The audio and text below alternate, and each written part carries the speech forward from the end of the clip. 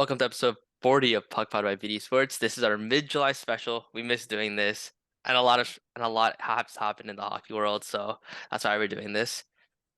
Dave, how was your summer so far? Mine, boring. No, I wouldn't say boring. It's been eventfully boring, basically. Like I've been doing stuff I can't remember what I've done.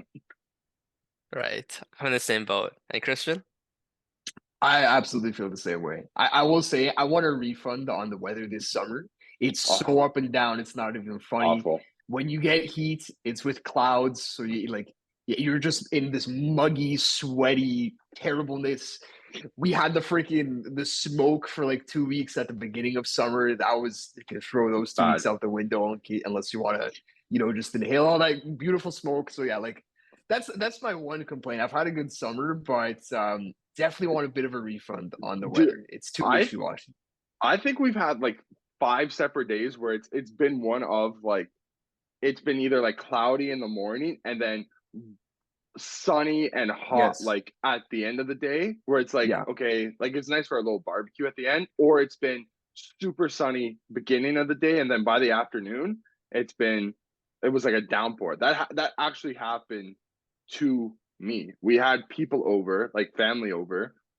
We got a pizza oven, me and my family, and I was working the pizza oven and it was super sunny, like 30 degrees. It was beautiful weather. And then by like I would say 3 o'clock, as I was in the middle of cooking them, it just downpoured on us. Like the clouds came really quick, and then we just got hit with like torrential rain. I was like, dude, how are you planning around that? I I know know it's not even like sun showers. It's like sun thunderstorms. Yeah, It's ridiculous. Yeah. it's like tornado weather, like for Yeah. an hour. Yeah. Yeah. on on that note, I just wanted to ask you guys, do you guys feel like hockey deprived? I feel like once we finished like the last pod last time, I just felt like I didn't have anything to do on like my Monday mornings or something like that. I feel like the No. first week it was a nice break. Like I think we all just kind of, it's just like, okay, hockey's done for a bit. Beginning of summer, beginning of July, or whatever. After a week, we were back in the chat like every day, just throwing everything at each other. The thing that's sustained my that itch for hockey has been like Puck and the Immaculate Grid stuff. That honestly, it really has Right. sustained me because Trying I to just get wake up, I'm like, let's the think low about some rarities. random player, and that's been enough to sustain me. But we've also had like actual news, so Yeah. Yeah. We got into I've the definitely actual had the news. itch though, 100%. In actual news, Patrice Bergeron, Boston Bruins captain, hangs up the skates. He is done and is retiring from the NHL, as most of us expected. Yeah. Well, it was kind of it was speculated on last year that he was like it was sort of surprising to some people. I know a lot of people were like, "Oh yeah, obviously he's going to re-sign for 1 year."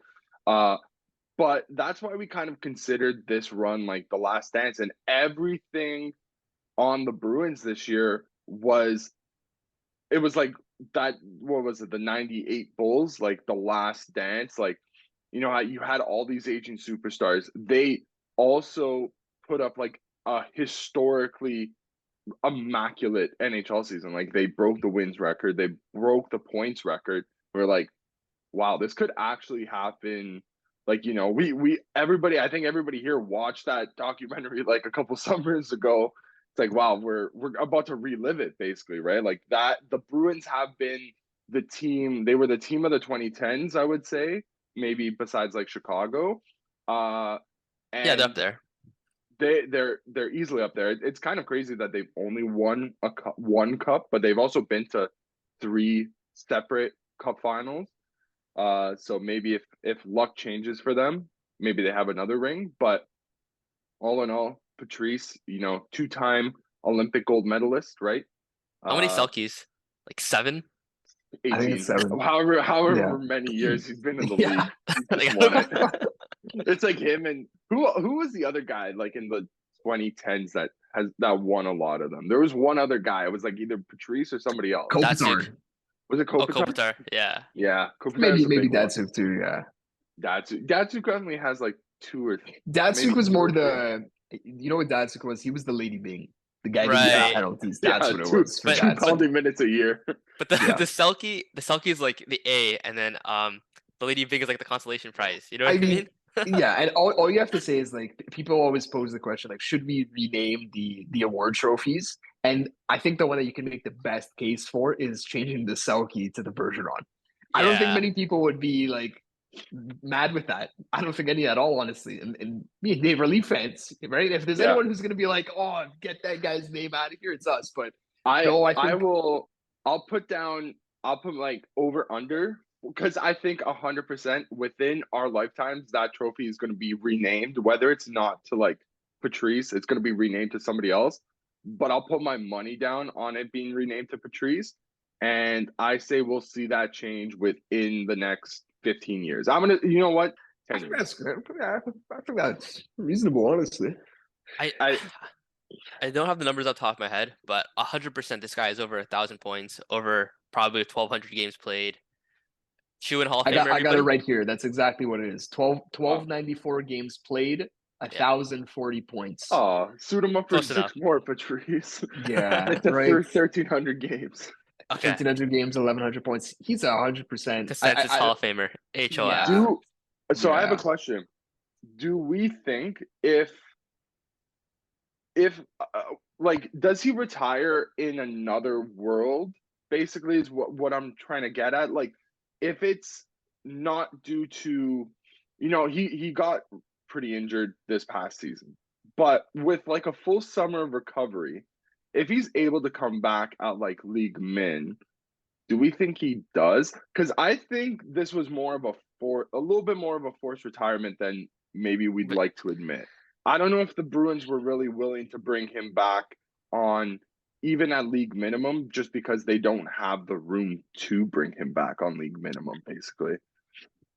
I think they probably always had like a contingency plan in the event that he said he'd want to come back. But I get the sense with Bergeron that he's like pretty decisive.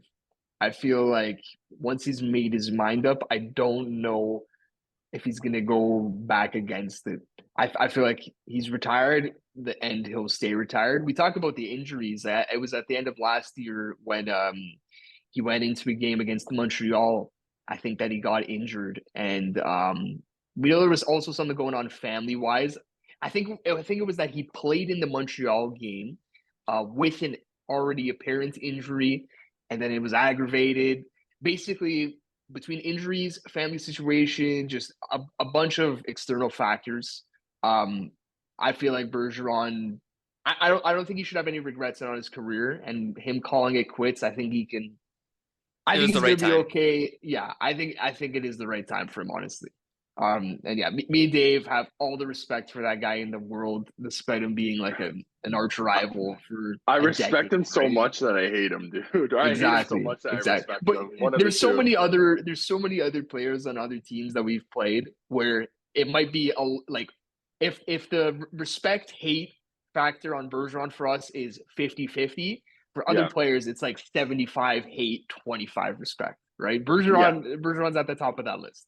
So I think even on his team, it's like I do you hate Patrice? I'm sorry, Brad more, or do you hate Patrice? I think I hate Brad a little bit oh, like more. absolutely. Even though Even Patrice was Pasta, because he's just even like just pasta. he scores and it's like annoying to me. Bergeron, Yeah. it's like okay, I just He respect scores and everything the guy screams. does.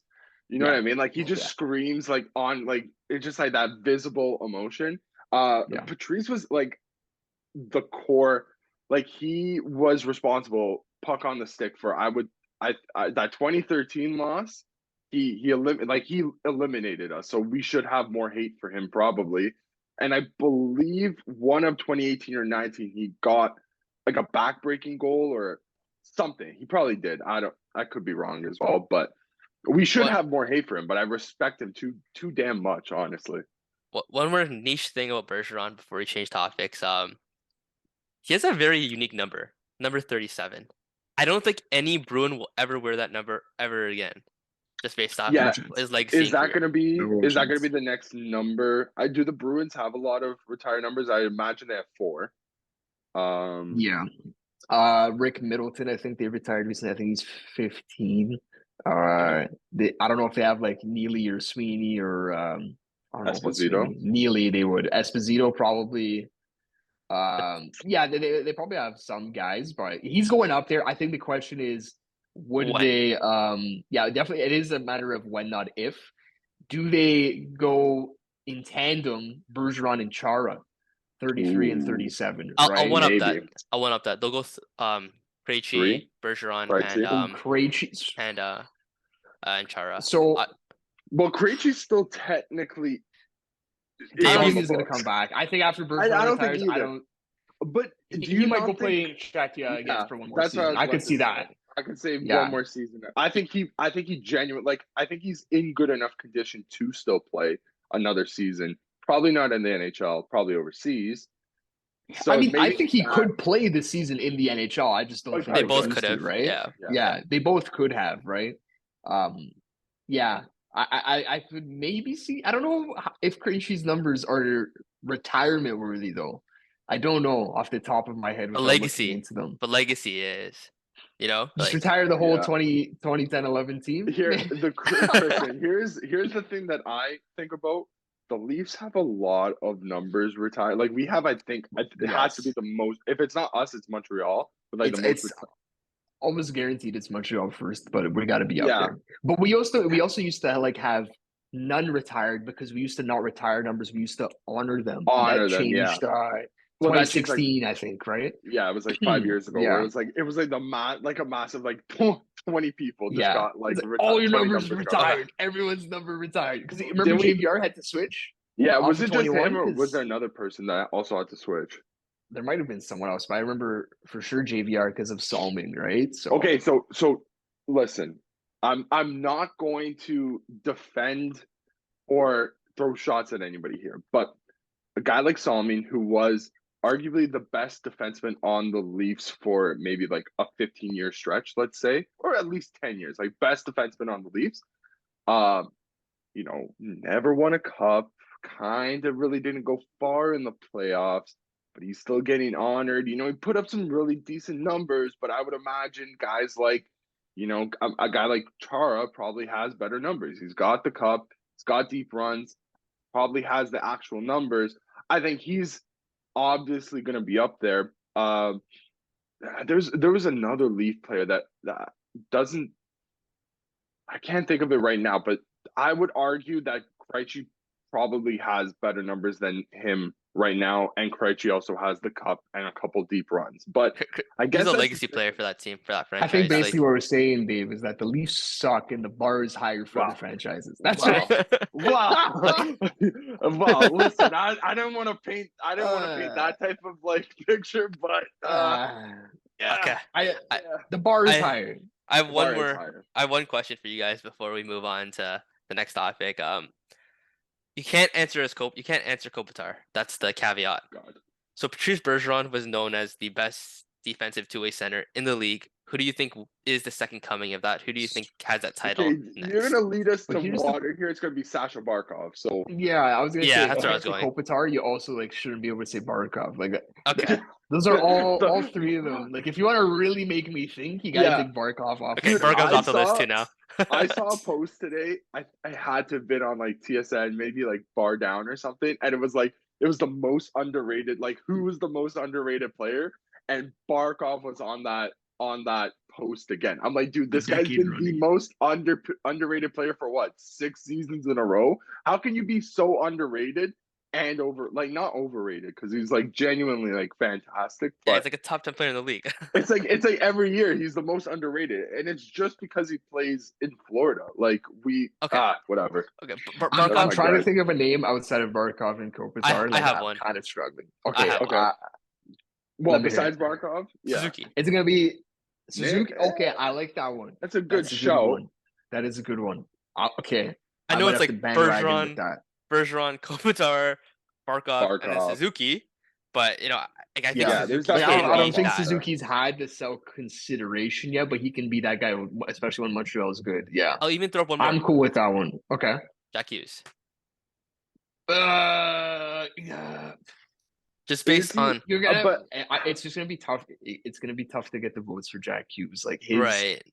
you know what I mean? Like I think too many people, the idea of Jack Hughes isn't selfie, Offensive. and that will, yeah. Right. It's the Okay. heart. That's actually why. Jack Not, Hughes. not that he couldn't like have a season where he deserves it, but I think getting people to vote for him, it would be tough. Getting people on It'd be his tough. side is Yeah. going to be a lot tougher because it Right, was yeah. easier to get. It was easier to get people on like Bergeron's side or Kopitar's side. I think in years past because they weren't the point producing guys. I mean, Kopitar for a couple seasons there That's was like a 90-point guy and also like right. probably Yeah. one of the best defensive forwards in the world. But yeah, it's gonna be harder just because Jack is like you think 115 point type of guy, right? 110. Like what's his limit on points?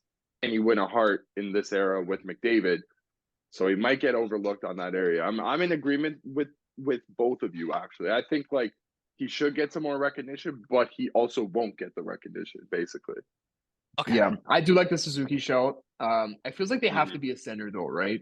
It has to be a Yeah. center. Yeah. Right. Yeah. Well, Are you Like gonna say Marner, Marner? Marner I had knew it. well, Yeah. he had a fantastic season he came in as a sixth winger. in voting. He did. In voting. Yeah.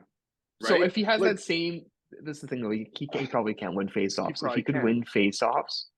So, Oh, yeah. okay, that's the next skill he's got to pick up. If he can pick up faceoffs, and then he doesn't even have to like play center, like Do the TJ like in Oshie? Yeah. hole. He just has to Play take it the on the faceoff. Penalty kill. And they Just play it on the switch. penalty Yeah. kill. Just He win the draw. PKs like bro. Yeah, he honestly he could. And then Winger wise, after he's up that- there. It's like him and Mark after that, Stone. after that, once he wins his Selkie, he's gonna go for the Vezina. He's gonna learn how to play goalie. So, I thought you were saying Rocket. I'm gonna be like, we're gonna be waiting for that. oh, one. that too. Does he have a but- better? Does he have a better chance at Vesna or Rocket?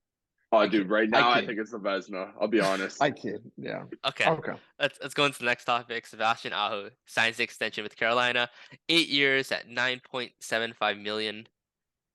How do you guys feel with this deal? Because I like it a lot. It's great for the team. Like, Yeah. uh, I think we all like it, right? That feels like a given. I was trying to think like what are the best comps for this contract. And then I thought to myself, I can just go on Cap Friendly and pull up what they think is the best comp.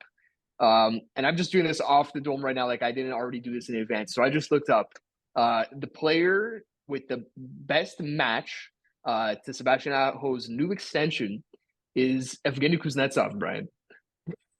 but when he's 7.8. He signed that in 2017. Yeah. And this is about cap percentage, right? So Aho's cap hit is actually okay. Wait. This actually might be the last deal. Hold on. Yeah, that was last one. Let's do this again. Okay. Most contract, throw Kuznetsov out the window. Barkov. It's Barkov's new deal at 10 million times 8. Would you have Yeah, that's Barkov? fair. And the other ones were also signed this year. So let's do this. The other two are Larkin, his new deal at 8.7. Horvat's deal at 8.5. So between Aho, Barkov, Larkin, Horvat, who are you taking there?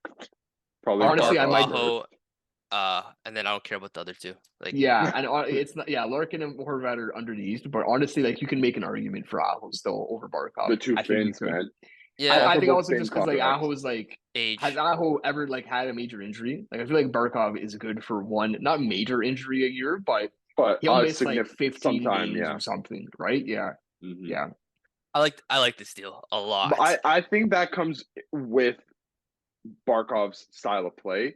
I don't know if Aho's style of play lends itself to getting injured for a significant amount of times. Like I think Yeah. Aho is good for 75 to 82 every year that he laces them up, right? So in that aspect, if you're getting maybe let's say another 10 games, 5 to 10 games out of Aho every single year, for sure.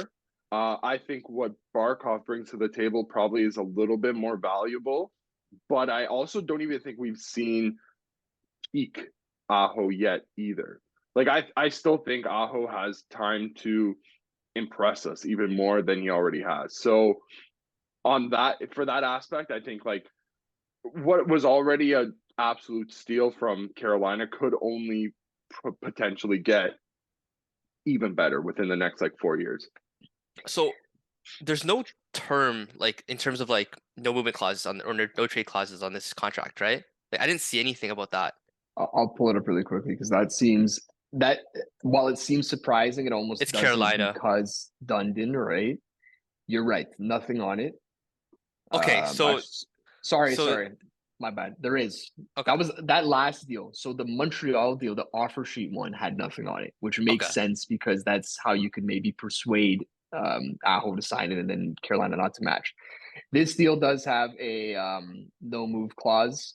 10-team no trade list probably. No, And it looks like it's a full no move until the last year, and then it becomes a modified no trade with a 15-team no trade list. So you interesting. know what? He does have the He has protection then. move protection cap, there. But I mean, he's your guy. the- Like this is Carolina saying this is our guy. This is maybe our future captain. He is he's the 1C. Like he's everything, right? Yeah, especially for a team that historically never really wanted to dish out that type of money for players. It's a kind of glad change to see that I think that's Dave, changing. I think this contract works in the team's favor in the sense that No, they have yeah, an internal cap now. Like no one can go over Aho. No one is yes. more valuable to this franchise than Aho at 9.75. So when Jarvis gets his contract, the max he could probably take is like 6 or 7 now, So even with the cap going up. what I'm saying is even before that, their internal cap was way less than whatever they're spending right now. Like they're spending even more to what their internal cap used to be. Their owners have always been even Tom Right. Tom Dundon is the owner right now. He's been notoriously penny pinching. But it's a glad sight I think for Canes fans to see that they're prepared to sustain this core for the foreseeable future, not letting their most valuable assets kind of like walk for nothing or trading them out of town, running them out of town like they used to. There was always like that little bit of nobody really wanted to play for Carolina in the past. No, everybody And wants to. yeah, now They everybody change that wants to. narrative.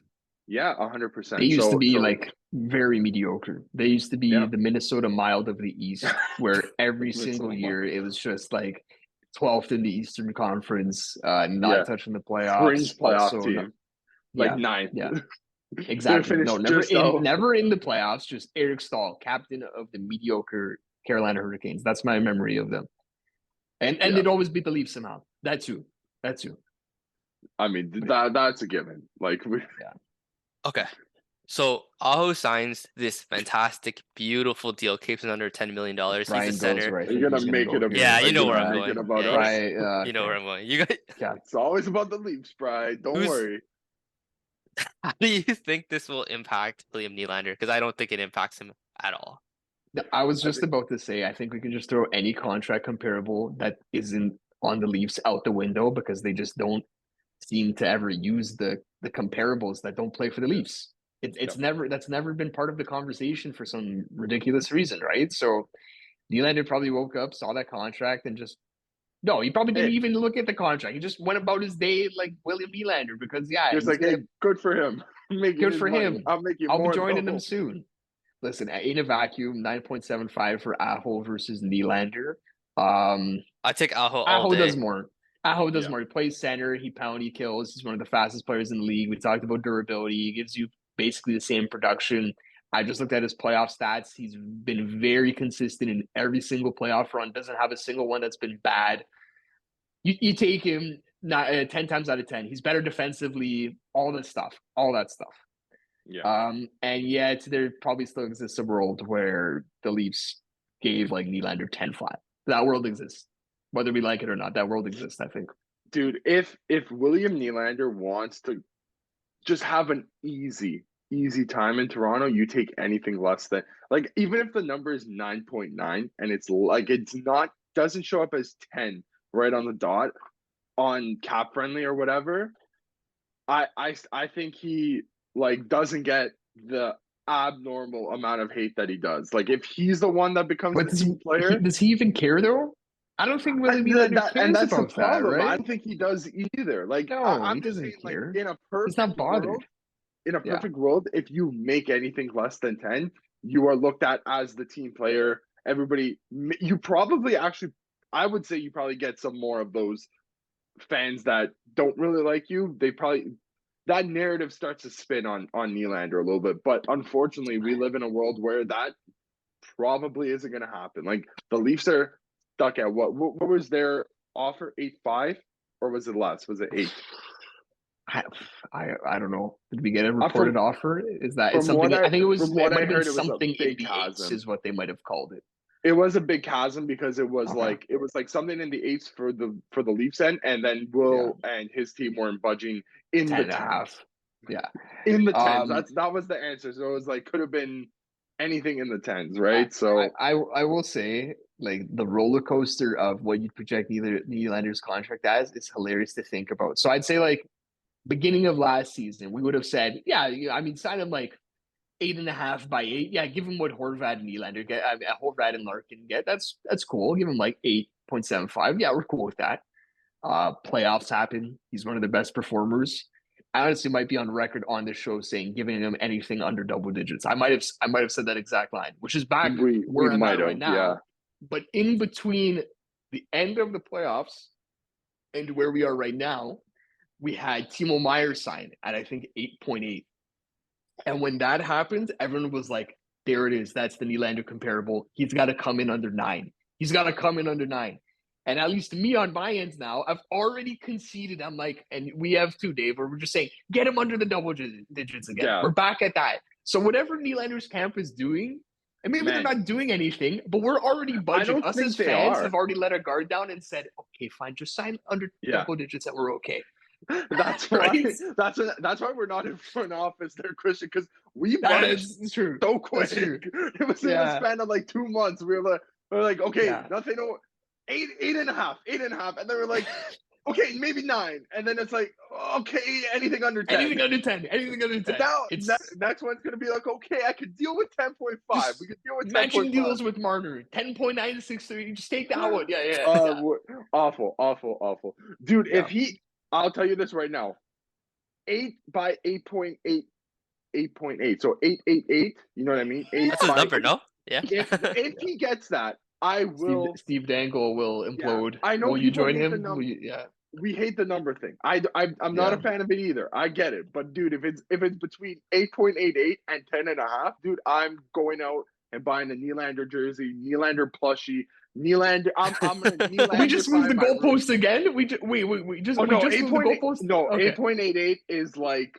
No. I'm saying 10.5 though. Is that the new ceiling? Oh well, I don't even know, dude. The goalpost could be at 11 right now. I have no idea. I think mine is still 10 flat. I think that's still my. I will be annoyed if it's over 10. Okay, I'm saying 9.99. Anything over 9.99, I'm annoyed. Yeah. Even if it's 10 flat, I'm gonna be annoyed. Okay. Because you know what it is. I'll concede to the 10 flat. I'll be like, okay, damn it, you got your bag. Yeah, and I'll be annoyed for a second, but I can get over 10 flat for me. For me, if he wants to be, if he wants to show that he's a team player, that extra 100K. Dude, I don't think he cares. I don't think he cares. No, we know he doesn't care. We know he doesn't care. We know that. But I'm saying, if he wants to have a just a smidge smoother time in Toronto, he'll take 9.9. I think the thing with Willie is that he's been the one to at least he doesn't say it, right? He doesn't say he does say he's gonna do better or that he wants to win and all this stuff. Yeah. But then he goes and doesn't. He proves it. He does prove it. So I don't know if I need to see 9.9. Yeah. I will just wait for him to do it on the ice like he has in the past. The only thing with Will that sets him apart from the other guys, for as much as his playoff performances sets him apart from them, he does also need that extra motivation in season, probably more than the other two guys do. So does that help or hinder him, right? He needs it kind of feels like he needs to be put on a leash sometimes. Like he can't have full reign of whatever he wants to do because I don't think he's fully capable of it. Maybe that's what separates him from getting into the 10s. That should be something that Brad is looking at whenever he's back from his Muskoka fishing trip, because clearly everybody's like gone. Like they're not here right now. We're not going to see any negotiation talk until I'll book it August 20th. We're going to get a report or something. That's late, man. Well over a month away.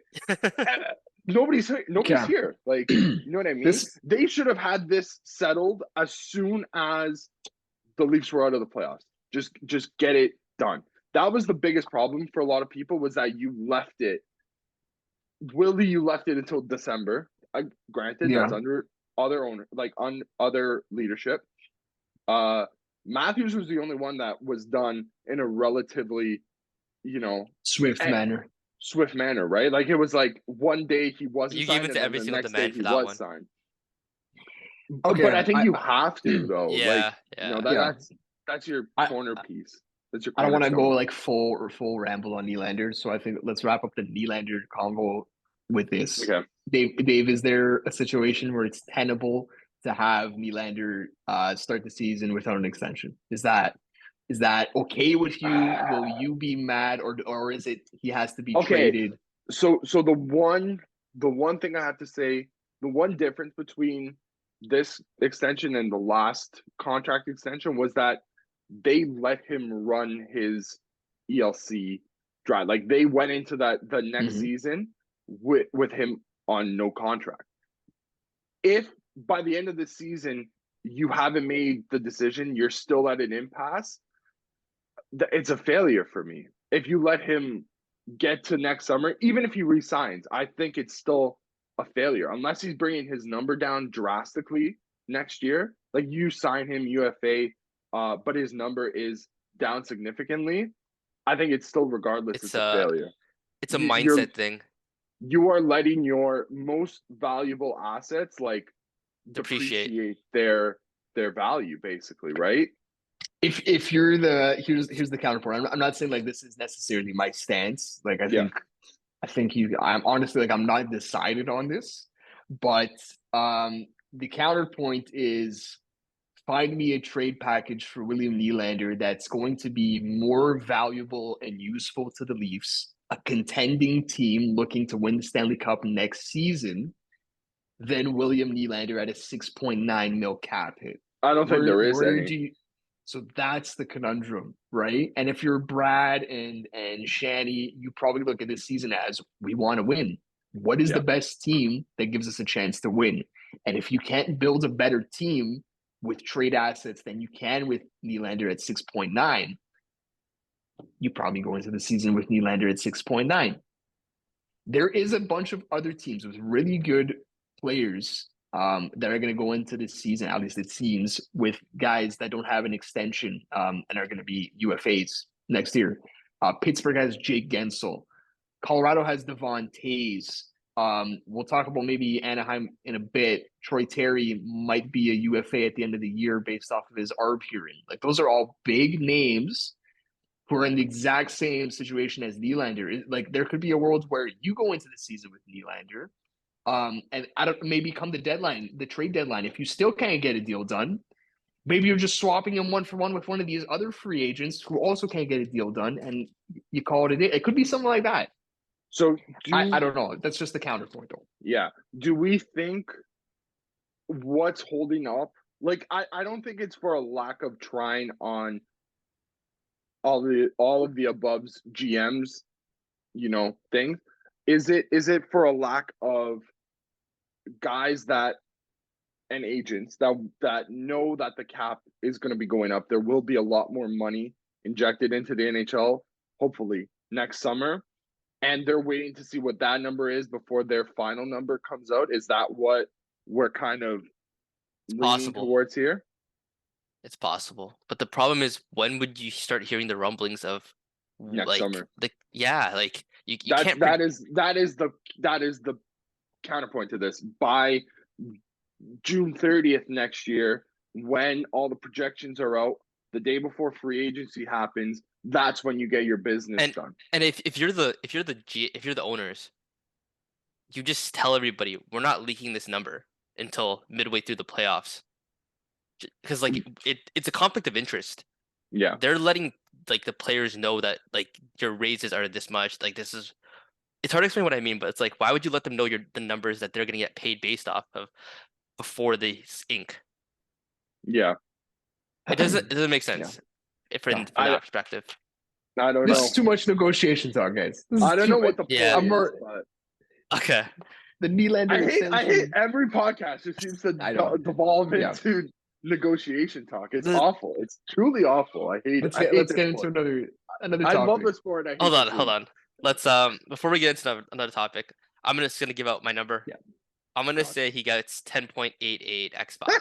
10.88 is that's a The really fact good that show, Dave Brian. laughed at that, I love that because I would Oh, laugh that's a too, and really it would be good like a shout. hysterical Oh, laugh. Like I shit. can't believe these guys. Yeah, no, I don't. Oh, that's a really I think good Brian, I don't be shout. coming Fuck. onto that. I'm not Fingers crossed holding for my you breath guys. for that. But Yeah. Okay, you know what then? I'll throw out my number. If Brian's gonna go 10.88, I'm gonna go Eternal Optimist 9.88. If it's I'll say 8.88, I swear on my life, I'm literally gonna paint my room blue and put up a big 29 behind me. So I'm saying 10 flat. or Okay. sorry, 88, whatever. 929, 988. I'm gonna do both of them, both numbers, just because I love Willie that much. Okay. I'll tell you what, we're gonna go on a break. We'll be right back. We are back from our break. We have so the next topic we have is I guess a two-parter. It's kind of weird what happened, but Alex DeBrincat gets traded from Ottawa to Detroit. He signs an extension there, but here the two-parter is that Ottawa gets Dominic Kubalik, a first-round pick, and some other assets, but they also signed Vladimir Tarasenko. So the reason I'm going to say it's a two-parter is because you got to take the trade in consideration of the fact that they got Tarasenko as well. How are we feeling about this? First off, like I know this happened a while ago, but I think this basically happened a couple of days after we did our last podcast, right? July 9th. So Yeah, basically a week after free agency. I like this honestly on the whole for both teams. I think we're probably all agree that the DeBrincat deal, we like it more for Detroit. I think his extension is what it's like 7.875 by 4, something like that. something Didn't we undervalued. get the Like, can you get the trade? bag? I think we got the trade on the pod, but I don't think Did we we? got the Yeah. extension on the. Or was the extension? Did the extension come through? It was something. I think we might have, or maybe we just got speculation, like because it was. I It was think kind we of were like a definitely lead up. talking about it, but I don't know if we ever got. Got the I full don't. I trade don't on. think we ever got the deal. I No, I don't don't think so either. Yeah. Okay. But Do you guys feel like the Brinket Ottawa got kind of went screwed? for nothing? oh, Well, he did like the first has a bunch of conditions on it. I don't know where exactly this pick is supposed to end up here. Detroit has the option of like sending the Boston pick or whatever. So let's say it's probably going to be in the 20s. Let's say like anywhere from like 18 to 24. yeah. Versus the Senators originally traded, I think it was the 7th overall pick to get DeBrincat. So obviously that's a downgrade, and Kubalik doesn't make up the difference between let's say 20 and 7. However, like I think just from a straight goal scoring standpoint, Kubalik is coming off a good season. I think he probably potted over 20. Tarasenko in a good season should pot you 25, maybe 30. You've replaced DeBrincat's goal total in full, I think, between Kubalik and Tarasenko. I think for Detroit it makes sense because it was basically just let's upgrade from Kubalik to DeBrincat for the price of a first, and they have picks in quantity still. So I'm of the opinion that I get it from both sides. How about you guys? I think it's a steal from Detroit. You're getting a for guy it- that can get 55 goals potentially next year for. he could win the Rocket next year, like right? Like he could just go off. I don't It's think possible. on Detroit he Yeah. will. I don't think it's With the type likely, of but with the type of talent around him is probably not as likely. But I would say if we're gonna put it on like a 1 to 100% scale, is it at? It's probably over 1%. I would say maybe it's only at 1%, but there's a price you pay for finishing. Like Yeah. you can't teach somebody how to finish goals, and if you have it, you have it. If you don't, you don't. DeBrincat just he has it. I know he had a bad season last season. Yeah, he didn't have that good of a season though. But hear I me don't out. know. One Tarasenko scored 18 and Kubalik scored 20. That's 38 goals. But one dip in form for a guy that we knew wasn't happy, I don't think changes like my opinion on the guy. Yeah, I don't think it's anything against DeBrincat. I think I'm talking more specifically DeBrincat and Ottawa together. I don't think that was yeah. ever going to work. Yeah. So you got to get something for him. For getting something out of him, Yeah. like it's better that they did than they didn't. If that's what you're trying to get at there, I think that they were hamstrung. There was no way you were going to get fair value, especially with like if DeBrincat put up 40 goals last year. Ottawa probably doesn't trade him first, but if they decide to go down that road, if he scores 40 and he's also like, I want to get the F out of here, you're getting a nice probably get a lot nicer return than, he only scored 27. How many he's not really an assist type of guy, but like that doesn't help either. Like it's not like he was also dishing it out to anybody either. Like he is your premier goal scorer. For a team like Detroit that needs that extra firepower, good for them. For a team like Ottawa, who's I would say still probably closer to making the playoffs than Detroit is, that's the type of firepower that they needed. Like, the only way you were going to get better was to get something at equal or better value, which just wasn't there for him, and also traded him to a division rival. Like I think that's very they're fighting for the same spot. Like legitimately. That was interesting. Yeah, that tells you that there wasn't many places that a deal could be made, though, right? Yes. Yeah. That's like desperate to have to do that. I do think like Ottawa, I do like their roster on the whole a bit better than Detroit still. I know Detroit signed a bunch of people as free agents, like a ton of guys. Hall. They probably made the most. Yeah, I know Justin Hall, mover himself. But they signed so many guys like Justin Hall, Shane Gostisbehere, JT Comfort, Daniel Sprong. Their defense has like a whole new makeover. Like it's there's just so many guys, man. So many guys they added. Whether or not it's bad or good, it's a whole new makeup of that defense. I'm trying to think of a team that's ever like I don't know if I remember a team having that busy of a free agency. I don't remember. I think that honestly might be the most free agents I've seen, like impact free agents. Like these aren't like penny pinching signings. Guys, these are guys on multi-year deals. It's pretty interesting.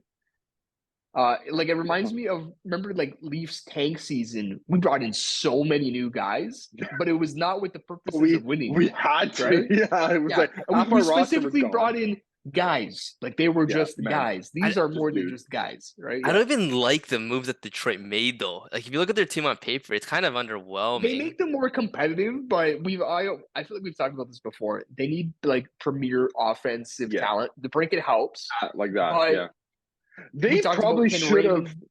They probably should have also tried to went out and get like somebody like Tarasenko or another like winger like that, or somebody that could just help the needle move. Like I still don't think they have enough to make the playoffs. I think they're gonna. Yeah, I agree. I don't know if they're a playoff team, but I think, which is hilarious that because honestly, we would have been talking last summer about Sens and Red Wings are pushing for spot points. They're pushing for spot. Well, we talked about that. They were like, couldn't you say that Detroit especially they got better than they did last season, and yet now we're actually down on them. Yeah, I see what you're saying. Funny. Sometimes it's of the mindset of, is it better to have quantity or quality? I think in terms of this trade, they probably got better quantity than they did quality, right? Like they got more pieces than they got 3 pieces back or 4 pieces back, right? For the one. But are any of those pieces going to be needle movers? Maybe Kubalik maybe that first in 5 years could potentially be the next franchise savior for the Sens, but that's like 5 years down the line, right? That's not helping them right now. So I don't know. Is it better to? I don't know. It seems like a lot of addition for subtraction, basically, for me. Here's my one complaint about the Sens roster. I look at their top 9, and I say like, who the hell plays defense on this team? Who is a defensively responsible? Who's coming back? This team? Yeah. None. So I trust Brady Tkachuk. I trust him, but Tim Stützle, he's still more offense than he's defense. All gas, no brakes. That guy. Yeah. Tarasenko, no defense, nothing. Giroux, more offense than defense. Norris, he's got to be playing games, and he played only 8 games last year. Batherson, this is another guy. I think he's more offense than defense. Kubalik, no defense again. So like, who's your shutdown guy? Like, well, it's also who's not your like matchup line? DeBrincat wasn't doing that either. You're right, but they also didn't replace him with guys who do play defense. Yeah. Kubalik and Tarasenko, who we could say are the DeBrincat replacements, also don't play defense. So and that's the thing. Like one of them is like, I would say it's easier for DeBrincat to light up for 40 goals this year than it is for Kubalik and Tarasenko to maybe combine for more than 40 goals. If one of them goes down, you're losing your production. Like Tarasenko's had his injury history recently. If he goes down, maybe it's for a bit longer period of time than it could have been before. And then you also, like, you don't really add the firepower. You don't also add in defense. It's like, okay. So both teams are still incomplete, I think what we're getting at. We can also just give the Senators a little bit of credit for just making like some blood out of some stone. Yeah. Like they got something. And I think we can see more of that with the new ownership, right? The funds should be there to do creative things and to spend to the cap and all this stuff. So incomplete projects for both teams, but it certainly looks it certainly looks a lot better that they did sign Tarasenko. Like I don't know if there was many spots. You're right. It looks a lot worse without Vlad either. Yeah, because I think like the big thing after just the trade had happened was, okay, and what? Right? Yeah. Like that was the incomplete trade. Like now at least the trade looks feasible. It's still does it help? Does this trade help Detroit propel into a playoff spot? I don't even think so. Does this trade help? Does this trade and move help Ottawa propel into a playoff spot? Maybe it can because they need a team to fall back. They need either the Bruins or the Bolts or the Leafs. I shouldn't not throw them in there. They need someone to fall back. That's what they're going to do, and they also have to contend with the Sabres, another team in the same spot as them. And I think a lot of people might So a lot of people think already overtook both of these teams, right? So very interesting. Let's jump into the next topic. So Logan Cooley decides, instead of going to be a second-year university student, he decides to join the Arizona Coyotes and turn pro. When you put it like that, Brian, when you put it like that, like it just seems like it was a joke. When we were in second-year university, it's just like, do I want to be in second-year university? Do I want to play for an NHL team? Yeah, I don't know if that's the decision Cooley was making. Let me rephrase that topic. No, I like the phrasing. I like it. I can one up it though. Okay. Get paid $925,000 American to play for a hockey team, professional hockey, or just not get paid in a lecture hall. No, get paid or not get paid. Tough one. So the storyline, Brian, you got to lead the conversation on this one. I feel like this is what you're that's what I was most excited to talk about. Yeah. Either way, he's playing in college rinks, so that's true. For 41 games. He's getting the best of both worlds, right? Yeah. So the storyline is that originally he said that he was not gonna obviously come to the Coyotes because of and this was directly after the stadium thing fell out. Yeah, this was like in the immediate fallout. But because of the fact that he signed, I think this changes everything for the Coyotes for at least 1 or 2 more seasons. It changes everything, but what changed for him to change his mind? Does he have new clarity from the ownership that, listen, one way or another, we're going to find the spot? Does that even matter to him? I wonder what changed, because we haven't got any more news on the Arizona situation between the change in his decision. I'm not saying I have an answer, but it's just interesting. As a person, I'd assume it's money. Like that's a lot of money you're giving you up. Think maybe they were holding off on giving him a max ELC? I don't think it was that. I think it's you just want the ELC. Like, why would you not want to just take the pro-year contract and then shave 1 year off your ELC so that in the future you're not Yeah. punished by it going forward. It doesn't make sense. So you're saying though, like you don't think he just changed his mind? Nothing changed his mind. He just decided, you know what? Actually, I'll just take the money and that's it. I think that's it. And Okay. another enough. thing I wanted to point out too, Keller just came off a fantastic season and showed it Schmaltz. This guy's gonna be playing in the middle of those two. Cooley's gonna be a He player that knows. people are gonna want to watch. He knows Yeah. that he has potential to challenge. I don't think he'll win the Calder, but I think he has potential to be in the running. He'll definitely be 1, 2. He'll definitely be 2 or 3. I think. Yeah, I was gonna say he can definitely be top 3. So I'm assuming we all agree it's Bedard's to lose, right? Yes. So that Cooley's like in the tier with like maybe like a Fantilli. Is Leo Who else Carlson would going to be be there? playing? Yeah, I think he probably will get a sniff. I could see him Shane stinking Wright. too. Shane Wright's coming Shane back. Wright. I think most people are down needs on another Shane year. Wright. Yeah. I think people. No, I think he'll play, but I don't think he'll be in the Calder conversation. There's like Brent Clark in LA, but still. On defense, it's like you got to go New Jersey. It's like Luke Hughes or Nemec. Yeah. Those are your. But when was the So I think last? When was the last defenseman to win a Calder? probably Makar, Ekblad. right? Oh, It Makar. would be Makar. right, right. And his season was like you have to have a spectacular. There's no Makar defenseman in this. There's no rookie Makar class. defenseman, and there was no Bedard offense, like Yes. forward, Yeah. basically, right? Like that was another Sure. thing too. Like there wasn't anybody to match Makar's thing, but right now, like I think it was him versus Quinn Hughes. Actually, I'm pretty sure what it was. it Funny could have enough. been if Luke Hughes is even in contention at one point.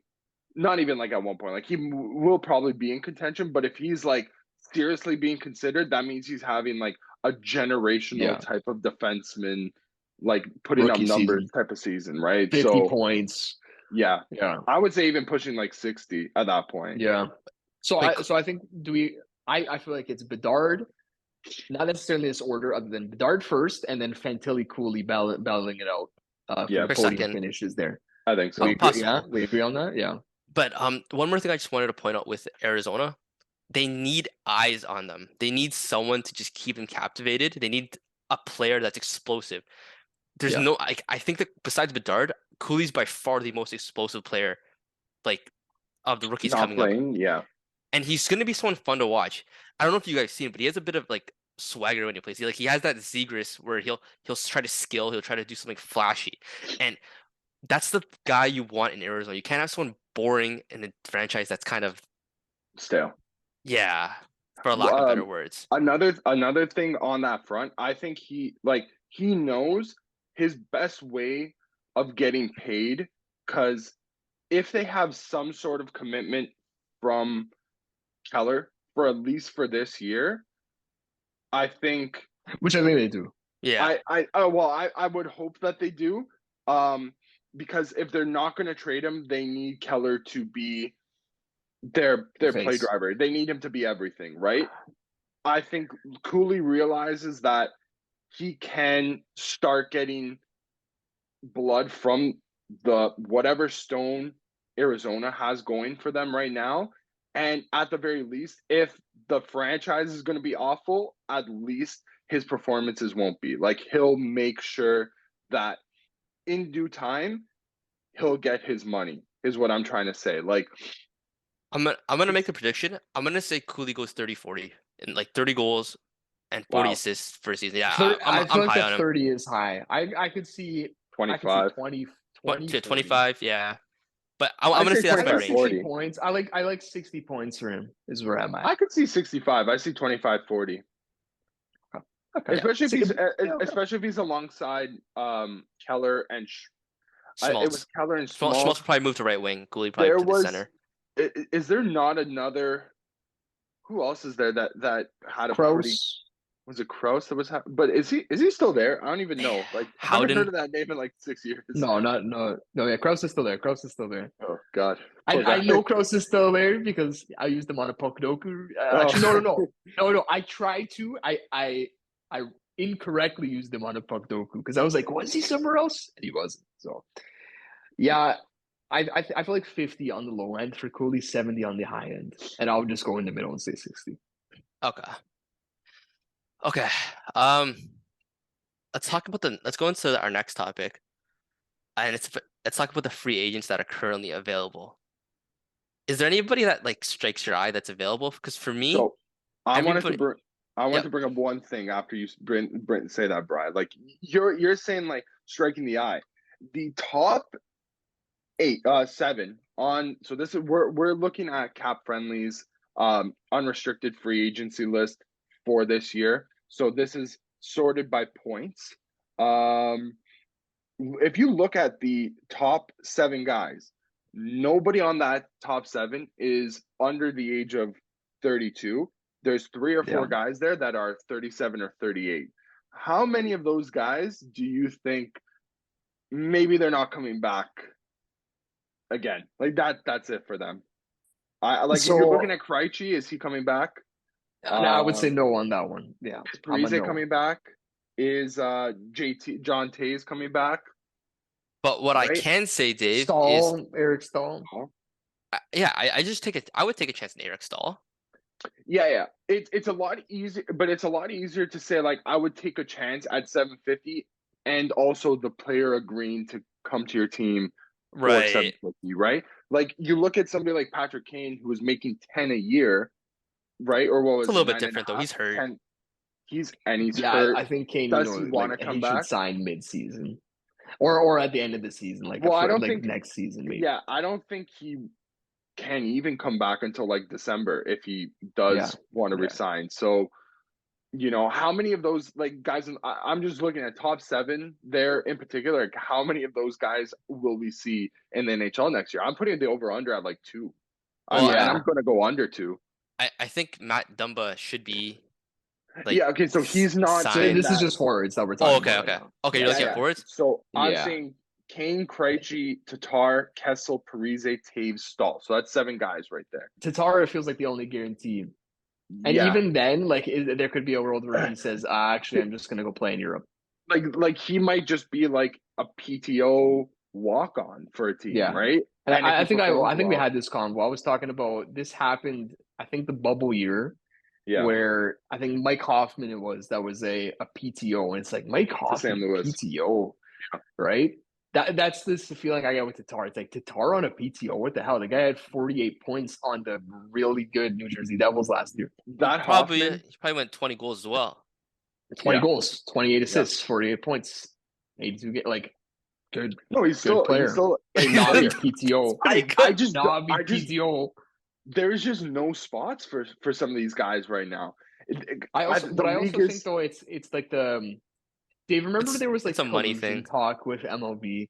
Remember that season? This was like a couple years ago, where the MLB GMs were accused of colluding to Blackballing? bring certain Dude. players' salaries down. Yeah, dude. But- the and MLB does that every 10 years. I know. We talk about the baseballs and like I know the sticky stuff. I know. I'll I be know, honest. It's just the MLB did that in. They had 3 lockouts, I think, and it was like all Okay. under Bud Selig. All 3 times were because of that, and Bud Selig Okay. was the main factor for all 3 of those lockouts because they were like blackballing the players. The guys were putting up like 50 home runs. They're like, I don't know if I want to pay you that much. So, yeah. you know what I mean. So where I'm going with this is I think every year we see this too in the NHL to a much smaller extent because it doesn't happen with the guys at the top of the game. It happens with the guys at the bottom. They're the ones who get squeezed out. Yeah. And I think it's if you are Brad Tree Living, you want to sign one of these guys. I don't know, let's say it's Josh Bailey or like Jonathan Tays with Matt Dumba. There is you talent. go to them. Yeah, there is talent. But the point is, if you were to go to them right now and say, like, hey, listen, we're interested in signing you. What are you looking for? Those guys, as much as we're saying, what the hell, how aren't they signed? I think they still understand that they have time to get a deal. And they would probably say, yeah, give me $2 million on a 1-year deal. Whereas you come to these guys as GMs the day before training camp and say, listen, you still don't have a deal. I can give you league min, or I can offer you a PTO, and if you sign it, we'll give you $1 million flat. Then it's like, okay, I've got no other options. Let's do it. You know what I mean? I feel like the GMs collude Do not sign any of these guys until the very last minute. Until I honestly do. Until We it's saw like this the last year end, with yeah. Zach Aston Reese. Remember the Leafs signing Aston Reese like two days before training camp? And he was a And good player. everyone threw up the charts. It was like, look, he's good defensively. How has he gone unsigned? Once again, Mike Hoffman, PTO. That's how this stuff happens. I think we're gonna see these guys come off the board like early September, is my guess. There's like 5 guys on this list who are like under the age of 26, who I'd be like, apologize for the dog mark. If you're putting them like in the bottom 6 on most teams, you probably get good value. Like, I know we're not as high on Maxime Comtois, but at 24 years old, you just take the chance on him. Yeah. Like Jesse Pugliarvi, former 3rd overall pick. He's another injury though. His is a double hip thing, right? Yeah, that is very that one I get. And the hips are like probably one of the most important assets, like for a skater. You need, you're not as a person, you need hips. So, well, yes, in regular life you need hips, but also if you're a professional hockey player, you need to be able to pivot and turn and do all that type of stuff. Like, you can't accelerate with no hips, basically, right? Let's choose a name. For me and Dave. So Leaf-wise, Dave, if there's one name here that interested you, that you're like, okay, I want this guy. Who's on this board? Colin White as a 4C, 26. I liked him last season. Could play on the wing, could play center. He Mm-hmm. was on the Stanley Cup finalist Florida Panthers. Helped knock the Leafs out. I think, Tyler Mott's another name. Danton Heinen's on there, dude. Tyler Mott guy. Heinen's there every year. I've realized that now. He really is there every year. I don't know what it is. I don't know why. Yeah, and Boston is good. Used to smoke the Leafs every time we played them, and now he just can't find a job. Like, I don't get it. Sure, Brian, do you have a name for the Caps? I don't, because I'll throw this guy on my team. I'll be honest with you. I want to go internal.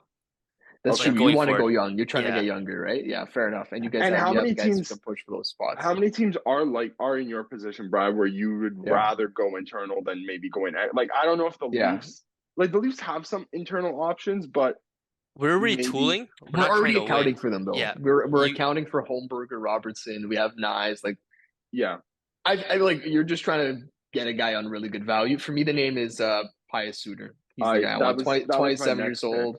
Yeah, center, left wing. He's an analytics darling. 24 points in 79 games. Obviously isn't good, but he was once a 20-goal scorer with the Blackhawks. Plays 14 minutes a night, which for a lot of these depth guys here is actually more. Like, Heinen, I think, plays 10 minutes a night. Mott, 12. So I like Pius Suter. Give us another center option. Can never go wrong with those. So he would be my guy there. Okay. Now, that's a lot of UFAs. Let's move into some RFAs. And earlier today, we actually saw that the Anaheim Ducks sent their offer to the arbitration offer to Troy Terry, and Troy Terry sent his number, and they're nowhere close. Troy Terry wants 8. Meanwhile, the Ducks want to give him 4.5.